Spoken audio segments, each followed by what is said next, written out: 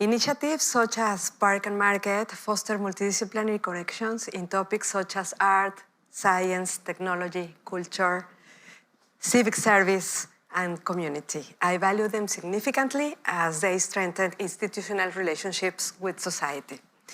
I must emphasize that my participation in this event is on a personal capacity, so my comments and opinions should not be attributed to the Banco de Mexico or its Board of Governors. So as they introduced me, I'm going to discuss with you the new design of Mexican banknotes and also the central bank's promotion of culture. I've organized the presentation into 5 sections, the first of which is about money and the central bank. Banco de Mexico, like most of the world's central banks, has the purpose of providing the economy with a national currency. In order to use the currency in different economic transactions, people must have confidence in their means of payments and in its issuer. Therefore, Banco de Mexico seeks to preserve the value of the national currency over time, that is to maintain a low and stable inflation, and in this way contributes to improving the economic well-being of Mexicans. In this sense, in the following slides, I am going to talk about the provision of fiat money in our society. I will start with perhaps the most elementary question, but of great relevance. What is money? Over the years, several authors have found it difficult to give a clear definition of what money is and what it is not. Because money has taken various forms over time. In its origin, money was represented by objects with intrinsic value, usually raw materials such as cocoa, salt, gold, and silver. Subsequently, the value of banknotes no longer came from the object itself, but from the gold reserves that were kept in the vaults of central banks. The bills and coins we use today have no intrinsic values. They are called fiat money. Its adoption constituted a revolutionary change that facilitated transactions and economic progress. Currently, the value of fiat money depends on society's trust in the central bank who issues it. Maintaining and strengthening confidence in the currency is a fundamental responsibility of any central bank. Thus, we can say that currently money is any object that is generally accepted as means of payment. That is, that people are willing to use it to acquire or provide goods and services. It must meet the following 3 characteristics.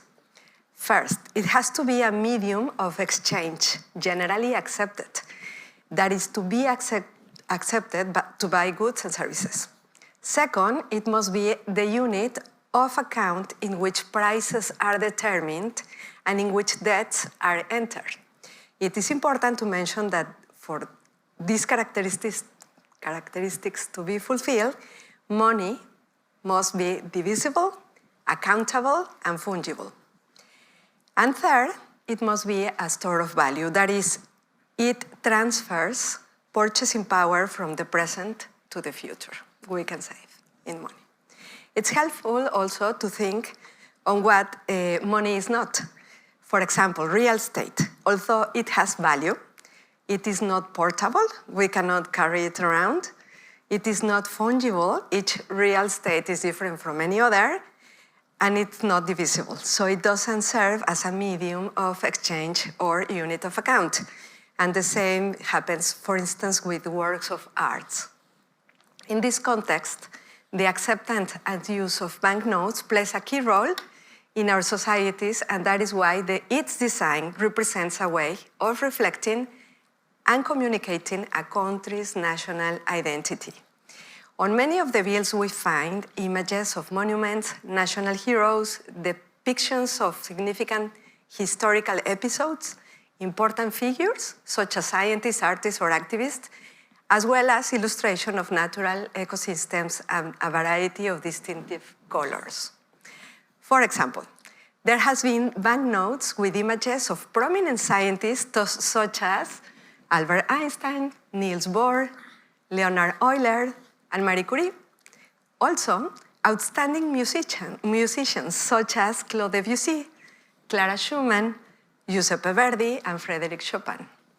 And of course, writers and poets such as James Joyce, Charles Dickens, Jane Austen, Ichigo Higuchi, among others.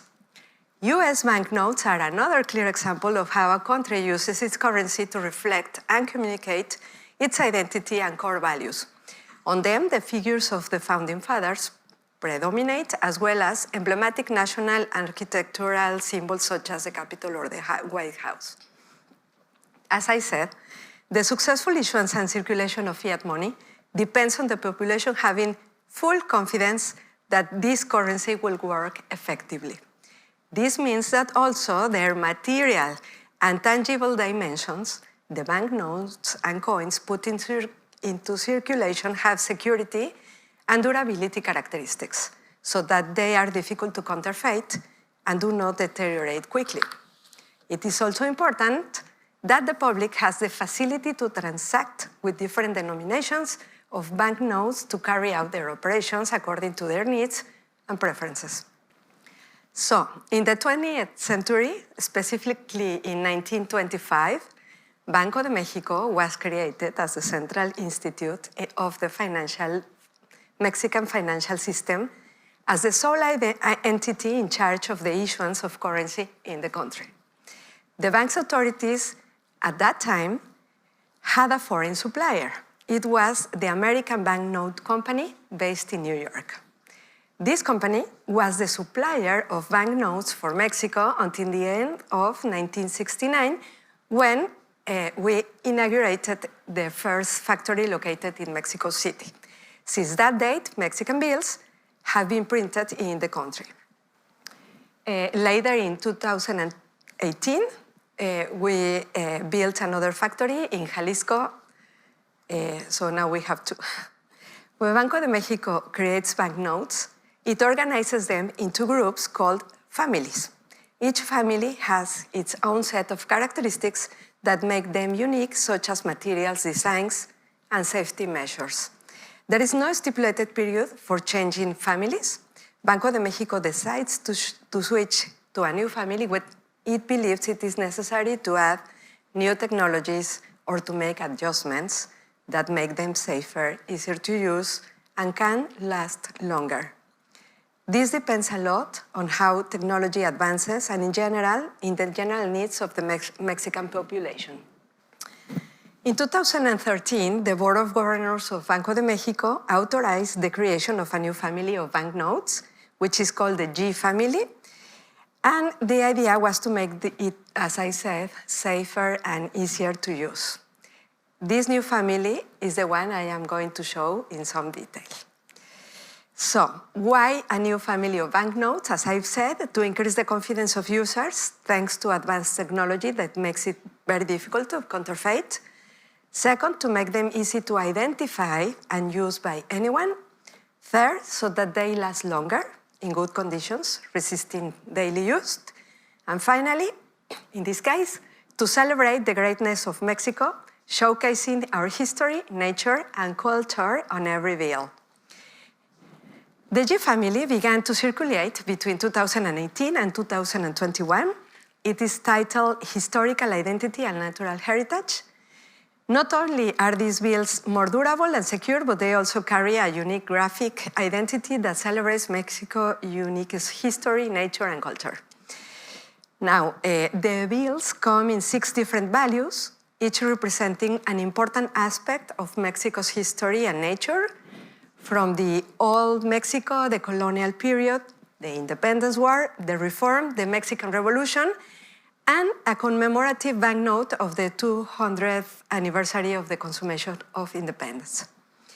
Then, on the other hand, they show 6 unique ecosystems in Mexico, from rivers to jungles, highlighting their natural diversity.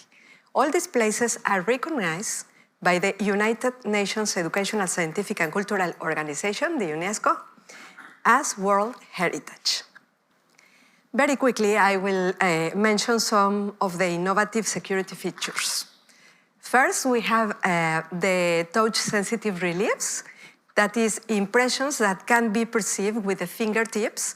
They can be felt in the main character or motif of the banknote, in the text Banco de Mexico, as well as in the denomination in letters and numbers, and that is for people who cannot see. There is also watermarks on the 200, 500, and 1,000 peso bills, consisting on an image visible through light. Transparent windows on polymer, that is the bills of 20, 50, and 100 pesos, areas of the bill that allow you to see through them, on which other elements can be incorporated, such as embossed denominations. There's also ink with color-changing elements. By tilting the banknote back and forth, there are elements that change its color depending on how the light hits them. And then there is a dynamic belt that is composed of numbers and horizontal bars that appear to move when the bill is tilted. And finally, there is also some fluorescent ink that you can see under black light and visible. So these are the main technology elements. Now I will show each bill. The 20 peso bill is made out of polymer, which is a kind of plastic. It has a horizontal orientation on the front and a vertical on the back. It commemorates the 200th anniversary of national independence, and on the background of this image we can see the flag used by the army of the three guarantees, and on the left, the Mexican flag, the current Mexican flag. Both share the emblematic colors white, green, and red, which respectively represents faith, independence, and union. The scene is a representation of the entrance of the army to Mexico City, and it is a fragment of a painting that you can see in the National Museum of History in Chapultepec Castle in Mexico City. The back of this bill refers to the mangrove ecosystem, which is found in most of the coastal states of Mexico, from Baja California Sur to Chiapas, and is especially abundant in Yucatan Peninsula. Globally, Mexico is one of the 5 countries with the most mangroves in the world.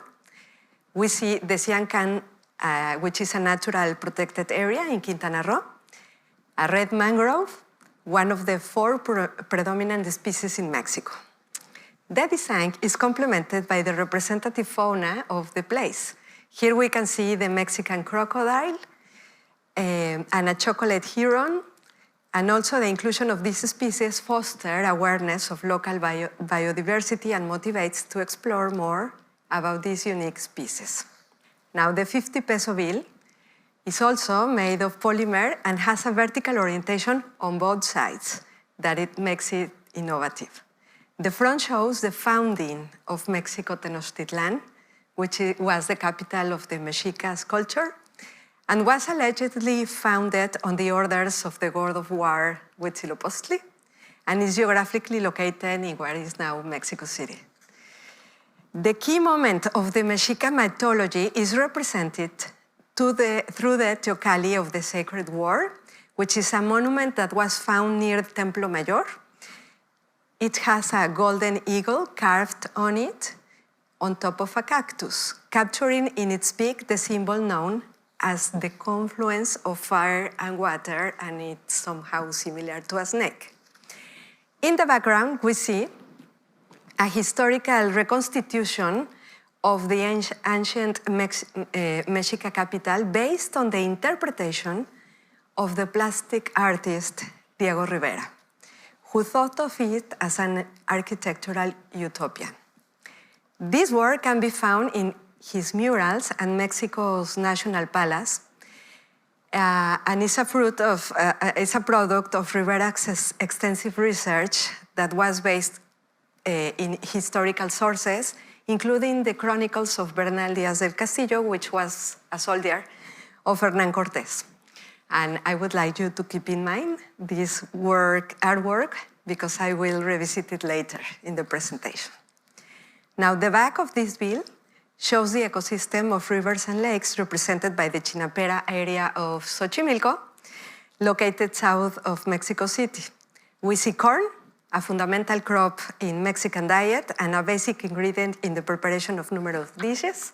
And I believe it's the theme of an event that will take place here next week. The design also presents the image of an ajolotl, which is an amphibian with unique regenerative characteristics. It is endemic to Mexico, and the most famous one lives in Xochimilco. This illustration makes Mexicans affectionately call the denomination as the ajolotl bill, becoming one of the most popular and loved since it was first printed. Now, the 100 peso bill, like the two previous ones, is made out of polymer, has an innovative also vertical design, and portrays a period as known as the colony or the viceroyalty in Mexico, which goes from 1521 to 1821. On the front, we see the portrait of Juana Ramírez de Asbaje, better known as Sor Juana Inés de la Cruz, considered the first great Baroque poet of the 17th century, and one of the most important Hispanic literary figures. She learned to read and write when education was intended exclusively for men. In her work, she advocated for the equality of men and women, as well as for the rights of women to acquire knowledge and express themselves freely. Her image is accompanied by a vignette in which a fragment of the main courtyard of the Antiguo Colegio de San Ildefonso, which is an emblematic site of educational work during that period. The back includes the forest ecosystem represented by the Monarch Butterfly Biosphere Reserve, located in Michoacán. The design is complemented by pines, oaks, and oyamel trees, characteristic flora of this natural sanctuary where more than 1 million monarch butterflies arrive every year after a long journey from the Canadian forest. Now, the 200 peso bill portrays the historical process of Mexico's independence. Unlike the previous ones, this bill is printed out of cotton, paper, and has a horizontal format, more traditional one. It bears on the front the portraits of Miguel Hidalgo, which is known as the father of the nation, and José María Morelos, known as the servant of the Mexican nation. He was also the author of Sentiments of the Nation, a very important document in the history of Mexico because it proposed to create a society based on equality and social justice. Both characters have been recurring figures in different series of banknotes issued by the country, but this is the first time they share the same space, symbolizing their union and leadership in the struggle for Mexico's freedom against the Spanish rule. Its images are accompanied by a vignette in which the bell of Dolores can be seen. That huge bell was used to call the people and to start the independence movement on September 16 of 1810. Dolores is a town at the time that is in the municipality of Guanajuato. On the backside of this denomination is incorporated the ecosystem of scrubs and deserts represented by El Pinacate and Gran Desierto de Altar. Located in the state of Sonora, but it extends to the states of Arizona and California here in the United States. In this image, we can see the saguaro, which is endemic cactus species of that state. The design is complemented by the golden eagle, a species found in much of North America, and it's also emblematic to Mexico. Now, the 500 peso banknote is made out of cotton as well and has an horizontal format. It portrays the historical process of the Reform War or the restoration of the Republic. On the front, we see the effigy of Benito Juárez, a crucial historical figure, which ended the colonial structures that had prevailed since the consummation of independence. Its main reform was the foundation of the secular state, that is, effectively separated the church and military powers from state government. On the left side, we find a vignette depicting his triumph entry into Mexico City, consolidating the victory of the Republic against the empire of Maximilian of Habsburg. The back includes the ecosystem of coast, seas, and islands represented by El Vizcaíno Biosphere Reserve, located in the municipality of Mulegé in Baja California Sur. Complementing the design is an image of the gray whale, one of the largest species in the world, which makes a long migration from the seas in Alaska to the western coast of the Baja California Peninsula and Gulf of California, where they breed from December to April. Finally, the 1,000 peso bill, like the two previous ones, is made out of cotton with a horizontal format and pays homage to the Mexican Revolution. On the front, we find three key figures of that revolution. The man is Francisco Madero, who is known as the apostle of the democracy. But this design pays tribute to the women who were participants of this war, whether in the military field or in the intellectual and political production. While women participation in the Mexican Revolution has long been invisible, their role was critical to the development of the movement. Hermila Galindo, from Durango, who distinguishes herself as the most influential feminist of the Mexican Revolution, is incorporated. Through in-depth study and participation in anti-re-election clubs, Galindo advocated to gender equality and women's suffrage. Convinced that Mexico progress should be achieved through legally and the force of ideas rather than guns. Her campaign for women's political rights and her pioneer role in running for federal deputy set a precedent for women's inclusion in Mexican politics, paving the way for future generations. Carmen Cerdán, who was the central figure in the anti-re-election movement in Mexico, stood out as an activist, promoting women's participation in the struggle against the re-election of Porfirio Díaz and playing a key role in the organization and distribution of weapons for the armed uprising of 1910. Her bravery and leadership were evident during the police siege of her home, protecting her loved ones and resisting bravely. These characters are accompanied by the image of the locomotive, which was the main means of transportation during that time. The back depicts the ecosystem of the humid jungles through the ancient Mayan city of Calakmul, surrounded by protected tropical forest. It is located in the state of Campeche and was named as the first mixed World Heritage Site in Mexico, that is natural and cultural. Now, this design is complemented by a jaguar, which is the largest feline in the Americas and of great importance in pre-Hispanic cultures, as well as the ceiba tree, which was sacred for the Mayans. Now, the G family have received international recognition for their design, the security figures. The High Security Print in Latin America, which is an authority in the evaluation of banknotes, has awarded this family with some awards.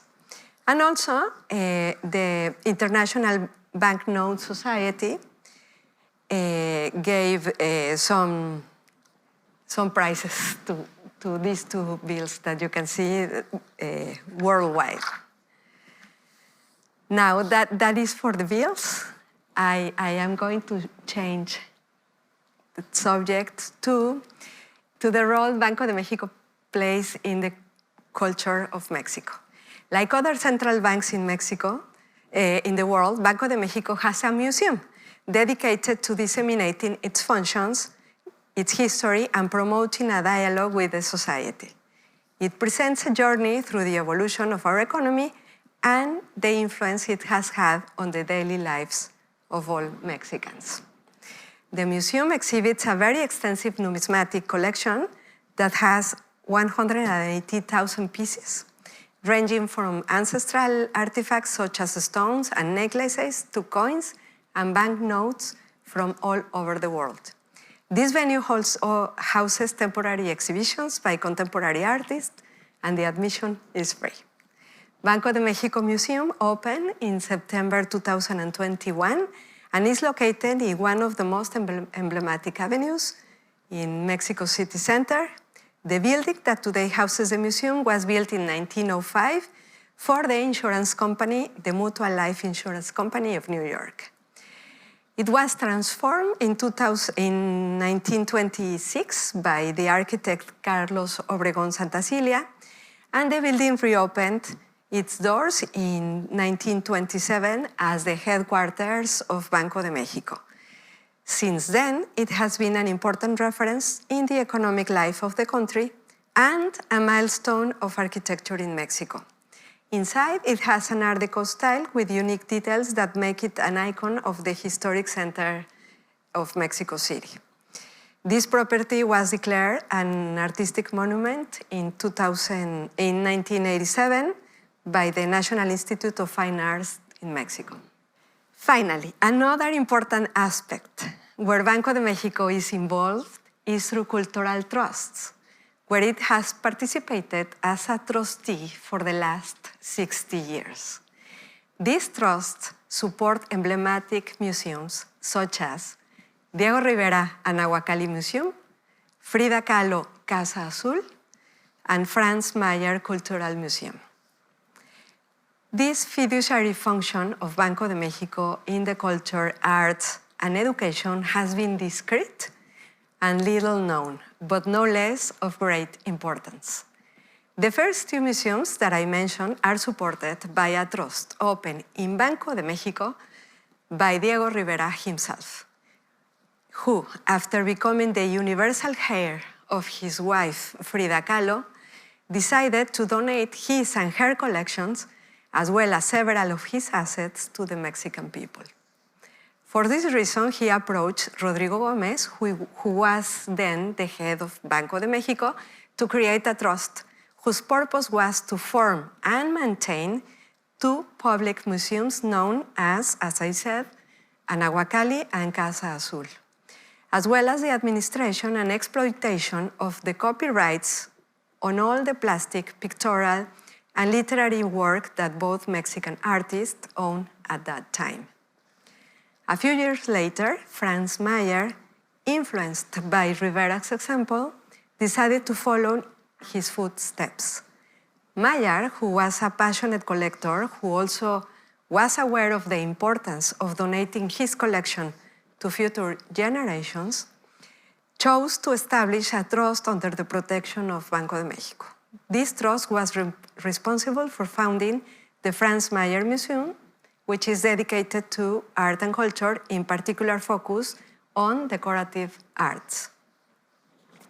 Now, Diego Rivera was a prominent Mexican painter and muralist born in 1886, famous for depicting works of high political and social content in private and public buildings in Mexico and here in the United States. Let's look at some of his most iconic pieces. The work located at the top is a fragment of the mural titled El Hombre Controlador del Universo, which is located in the Museum of Fine Arts in Mexico City.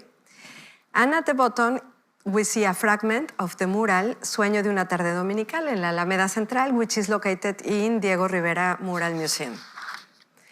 So now, remember that I mentioned the 50 peso bill where there was a piece of a work by Diego Rivera.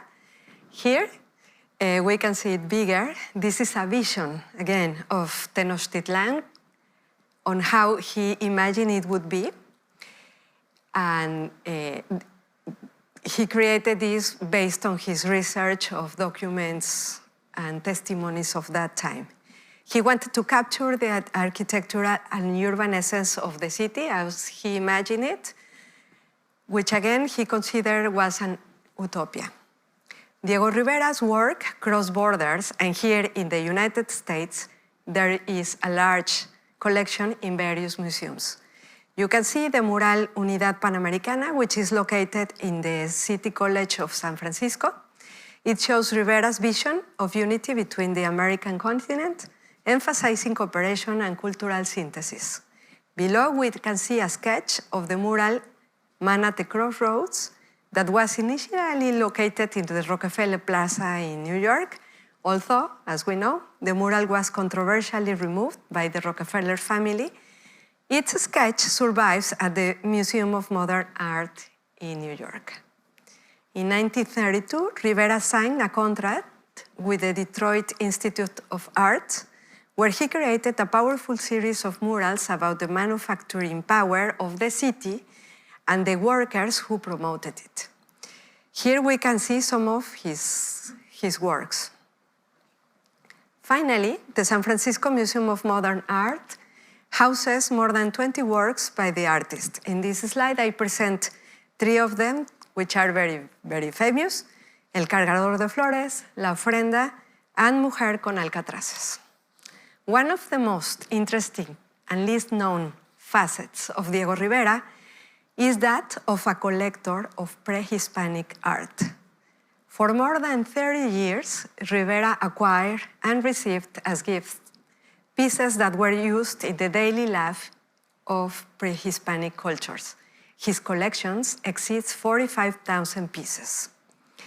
Diego Rivera conceived the idea of building a house for his collection. We can visit it today, and it's the Anahuacalli Museum that I mentioned. This is the facade, which was built by Diego himself. In 1941, returning from a trip to San Francisco, Rivera began the construction of this project. We sought to generate continuity between modern art and pre-Columbian aesthetics. Okay, Frida Kahlo. Frida Kahlo was born in 1907, was a Mexican painter recognized not only for her artistic talent, but also for her strong personality and independence. From a young age, she was distinguished by her rebellion against social norms and her deep love for Mexican traditions, resisting the influence of foreign cultures. Her work, rich in self-portraits, revealed her unique humor, her pain, and her deep introspection. On these slides, we see La Columna Rota at the top, El Venado Herido at the bottom left. On the right, we highlight one of her most emblematic pieces, Las Dos Fridas. Frida Kahlo, like Diego Rivera, has gained international recognition with several of her works housed in American museums. On the right, the autorretrato con collar de espinas y colibrí at the Harry Ransom Center in Texas immerses us in her world of pain, superstition, and connection with nature. On the left, autorretrato en la frontera entre México y Estados Unidos, located at the Detroit Institute of Art, represents her complex relationship with both countries, marked by love for her homeland and criticism of society. In the Museum Casa Azul, several of her most personal works are preserved. On the left, we can see Viva la Vida, which radiates her passions for existence through colorful fruits. On the center, Frida y la Cesárea expresses her longing for her and her deep pain at the impossibility of her becoming a mother. And on the right, we see the Retrato de mi Padre, which shows a more intimate and familiar side of the artist. Casa Azul is located in one of the most beautiful neighborhoods in Mexico City, was converted into a museum in 1958. Frida House became a museum because both Frida and Diego had the idea of donating their work to the Mexican people, as I said, and today is one of the busiest museums in the Mexico City, and it receives about 25,000 visitors per month.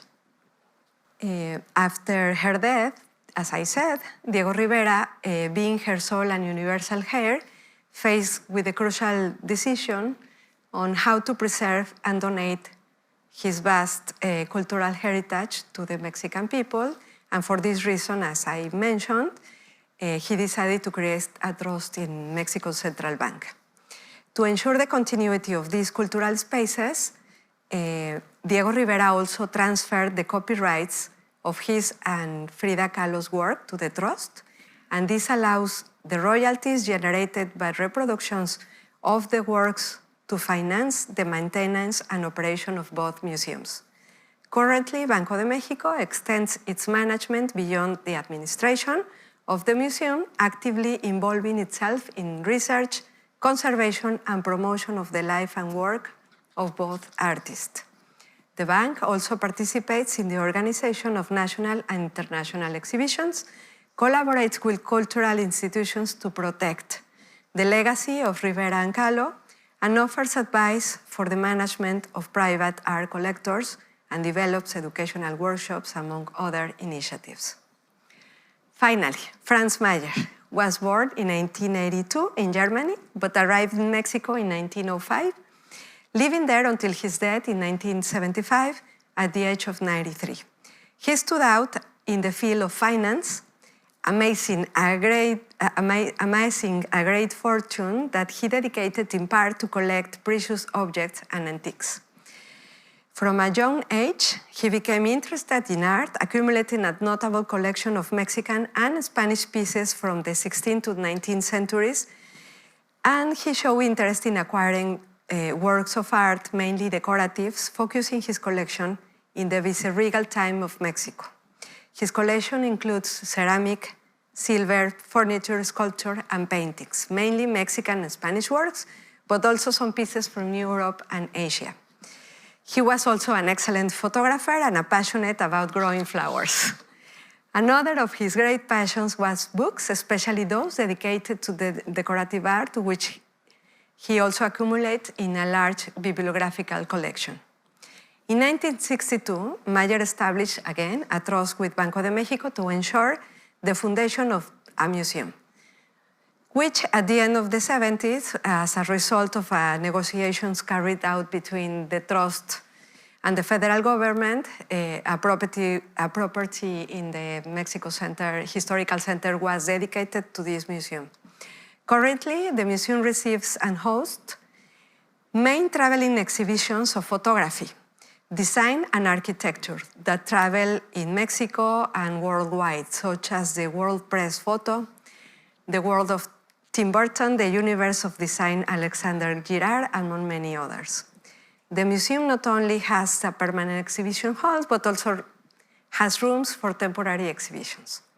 So to conclude, I want to say that Banco de Mexico stands out as a robust, independent, and highly professional institution committed to ensuring Mexico's financial stability. As an autonomous central bank, its primary objective is to maintain the long-term value of the Mexican currency, thereby enhancing the well-being of its citizens. One of Banco de Mexico's key objectives is to provide domestic currency throughout the economy. To this end, the central bank has introduced a new generation of Mexican banknotes featuring advanced technology and innovative designs with improvements that reinforce both the durability and security of the currency.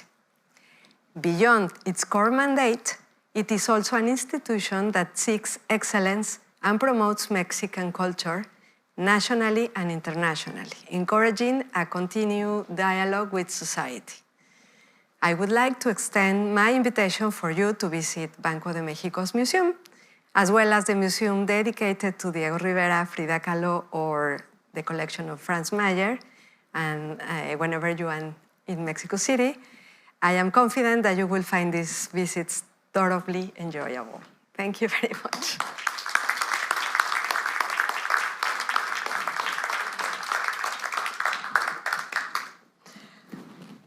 Beautiful, Galia. Thank you.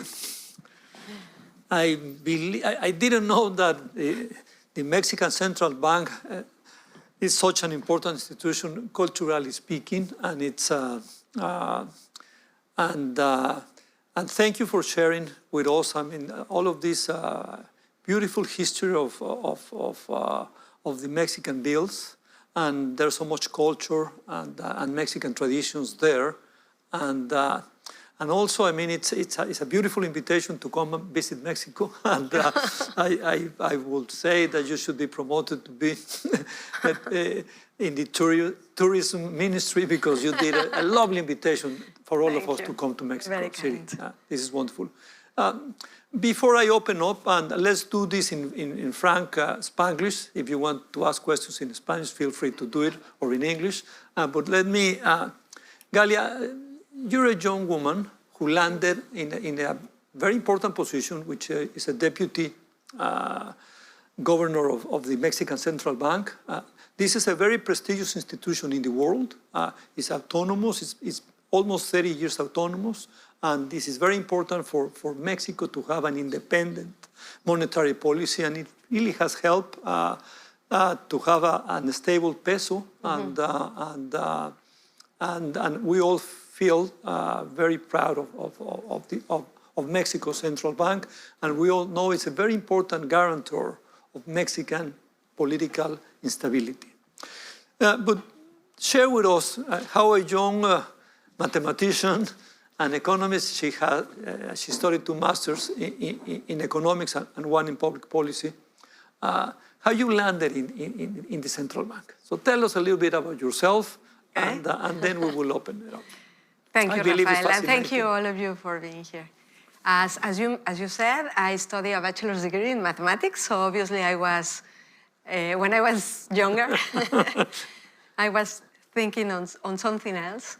But then that is how life is, right? Like you have some idea, some path you think you want to pursue, and then life surprises you. So I did a master's degree here in the United States in applied mathematics in the State University of New York in Long Island, Stony Brook. But then I realized that a PhD was not for me at that time, that I needed to have a job and to know more about, I don't know, about society, because you can understand that how studying math keeps you locked in your office doing many algebraic calculus. Whatnot, calculus, but you have little approach to everyday life, so to speak. And so I came back to Mexico, and in 2000, in the year of 2000, and as it will happen this year, it was an general election period, and so the government was changing, and for the Mexico City's government, there was, okay, so this is 24 years ago. There was not enough... This is the year 2000, yes. Vicente Fox came into the presidency. Yeah. Yes. And for the Mexico City's government, there was a prominent physicist who was close to the mayor who won that election, and he realized that there were not enough data in the government.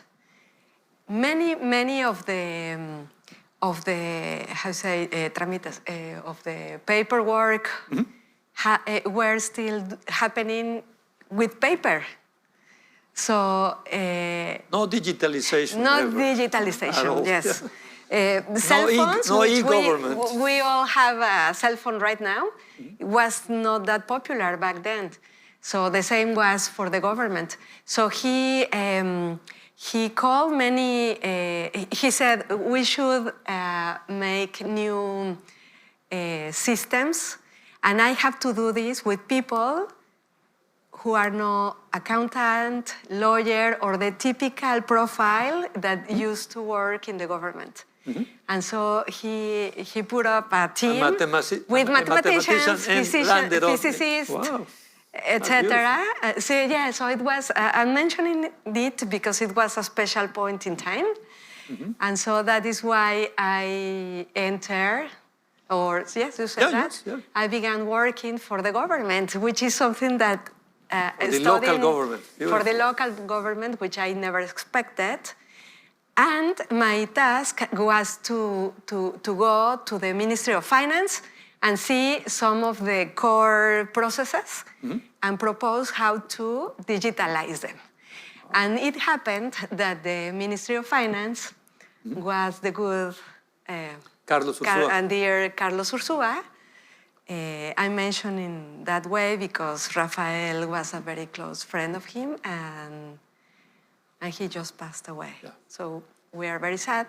But so this was a time when, and a government, and a moment in Mexico when things change rapidly in many layers. But one where I began was the digitalization and,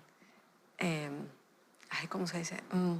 Hacer más eficientes los procesos. And to make sure that there were less red tape in all the processes in the local government. So I was adopted by the financial managers of that government, and so I began to be very interested in all these fiscal subjects. And when were you named Treasurer of Mexico City? That was years after. So I worked there. Then I moved to the Ministry of Finance, the Secretaría de Hacienda y Crédito Público, where I stayed for like 10 years before the same Carlos Ursúa, which was appointed as the Ministry of Finance for Mexico, for the country, and he was so kind as to appoint me as the treasurer. As the treasurer. Yes, that Beautiful. was in 2018 at the end. And then eventually in 2022? Then in 2021, I was appointed for this position at the central bank, which is, I was used to be in the fiscal policy, and this is the monetary policy. But since I work at the Treasury, in Mexico, the Treasury is the one that manages the money flows of the government. That is the account where all the revenues are collected, and also it pays all the payments of the government. So it's very financial, let's say. And there's also, I have to say, a political will in Mexico to appoint women equally as men in all the 3 layers of the government and all these autonomous, how you say? Institutions. Thank you. So there was a space. I was a woman. We are very few in the financial sector. Very, very few, actually. Yes. So here I am. Beautiful. Thank you. This is very important because Mexico, in the last 20 years, or especially in the last, I believe since 2014, we have made an extraordinary effort to have this parity of gender in governmental affairs. And that's beautiful because whatever happened in this election, October 1st this year, Mexico will have a woman president. It is going to be the first country in North America, not in the US, not in Canada, but in Mexico, this country full of machos. Yes. but we're setting the examples in our region, and we're going to have a woman president landing in Mexico. This is beautiful, and this is, Mexico undertook this very serious effort to have a parity of gender, and it happened in Congress. Nowadays, we have 9 out of the 32 governors, women. So this is very important. So this is a lovely story, and congratulations. The governor of the bank is also a woman. The president of INEGI is also a woman. Yes.